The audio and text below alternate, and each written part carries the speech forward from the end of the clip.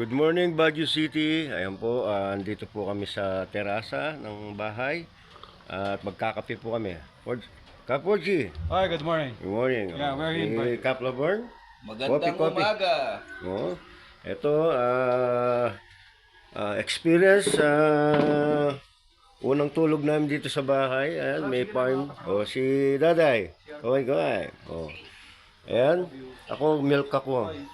Sila coffee. Ayan. So, yan. Dito kami sa pinaka-terrace ng bahay. Yan. At ito yung kitchen. Ang laki ng bahay. Puro salaming. Ayan. Oh. Salaming. Yan. Ito yung pinaka terasa at yung sa baba. So dito kami nagkakape at maganda ang dito. Malamig. Ganda ng mga kawayan dito, diretso. Baka yanita ka muli, but it depends. Yeah. I think ako, yung pati nga pong bukas bitin mo pa ako. Wow. Wala tama nagawa na po. Wow. Mumunang kain. Walang batabang ko doon. Oh, pasyal tayo kaya ngayon, di ba? Sabi na nagdotabang ko. Alam mo. Yan, yung mga cup natin. At sila yung unang nagbakasyon dito sa new house.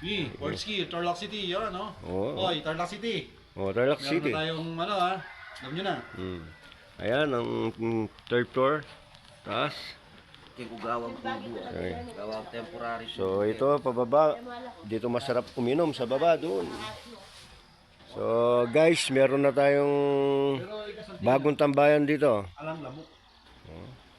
Ating kaso ay lababangis. Oh, yan. Sugapen, dagkepen. Balintano ko. Lanuan. Uy, tamalitan. Gawang pertambay area. Ang ginati ka. Kaya baba, masamting. Kaya kung kain na ako, kailangan. Landscape ko yun yan.